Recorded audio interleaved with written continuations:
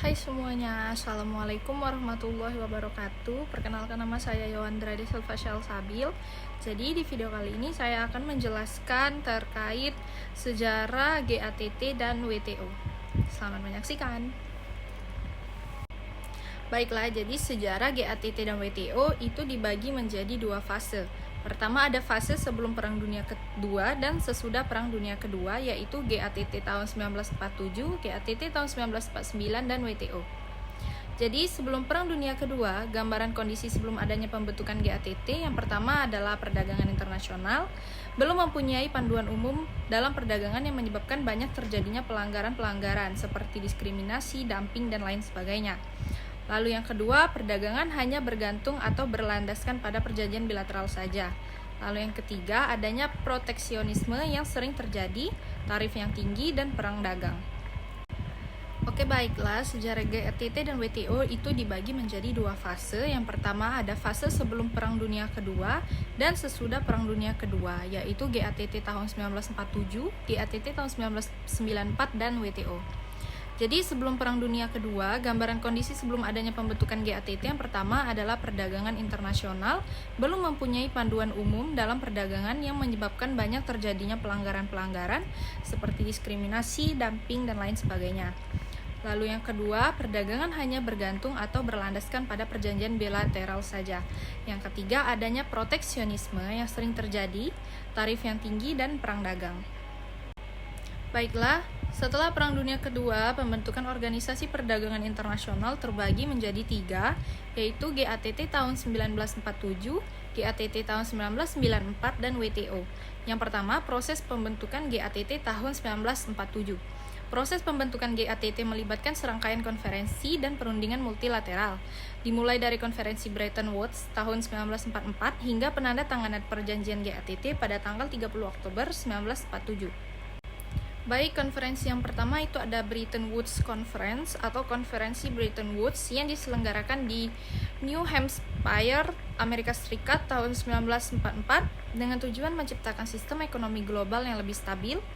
Konferensi ini melahirkan tiga institusi keuangan dunia yang mengatur keuangan dan perdagangan, yaitu International Monetary Fund atau IMF, International Bank for Reconstruction and Development atau IBRD yang dikenal sebagai World Bank, dan GATT yang kemudian menjadi WTO. Sistem Bretton Woods dibentuk dalam rangka menyelesaikan pertarungan yang terjadi antara otonomi yang dimiliki oleh domestik dan stabilitas internasional. Tetapi dasar yang terdapat dalam sistem otonomi kebijakan nasional, nilai tukar tetap, dan kemampuan untuk mengubah mata uang satu sama lain saling bertolak belakang. Jadi dua tujuan utama konferensi Bretton Woods yaitu yang pertama, mendorong pengurangan tarif dan hambatan lain dalam perdagangan internasional, dan yang kedua, menciptakan kerangka ekonomi global untuk meminimalisasi konflik ekonomi yang terjadi di antara negara-negara yang salah satu bagiannya adalah mencegah terjadinya Perang Dunia Kedua. Konferensi yang kemudian dikenal dengan Konferensi Bretton Woods dihadiri oleh 44 perwakilan negara.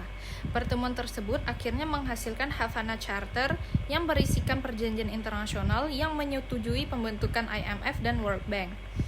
Konferensi Bretton Woods juga menghendaki dibentuknya suatu organisasi perdagangan internasional yaitu ITO atau International Trade Organization. Namun, karena saat itu gagal tercapai kesepakatan tentang membentuk organisasi dan sistem operasi ITO, maka pembentukan ITO pun dibubarkan dan kemudian sebagai gantinya dibentuk General Agreement on Tariff and Trade atau GATT pada 1947. Amerika Serikat dan Inggris memelopori inisiatif di Perserikatan Bangsa-Bangsa yang baru dibentuk untuk menyusun piagam bagi ITO yang diusulkan. Negosiasi ini diakhiri dengan penandatanganan Piagam Havana pada bulan Maret tahun 1948 yang dirancang untuk menetapkan peraturan perdagangan global yang lebih luas, termasuk yang pertama perdagangan barang dan jasa, yang kedua peraturan investasi asing, yang ketiga perlindungan hak-hak buruh, yang keempat pengendalian kartel internasional. Piagam Havana tidak pernah berlaku, terutama karena Senat Amerika Serikat gagal meratifikasinya. Akibatnya, ITO tidak lahir. Lalu ada konferensi perdagangan di Jenewa, Swiss, April sampai Oktober tahun 1947.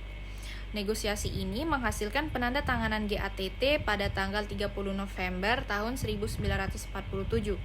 Sejumlah negara penandatanganan yang cukup, termasuk Amerika Serikat, meratifikasi GATT untuk mulai berlaku pada tanggal 1 Januari tahun 1948 di bawah protokol penerapan sementara.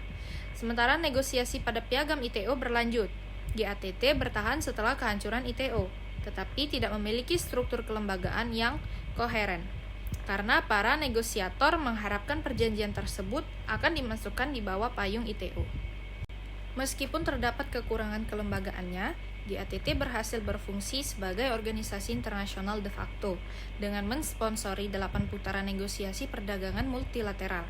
Putaran Uruguay yang diselenggarakan dari tahun 1987 hingga 1994, berpuncak pada Perjanjian Marrakesh yang membentuk Organisasi Perdagangan Dunia atau WTO.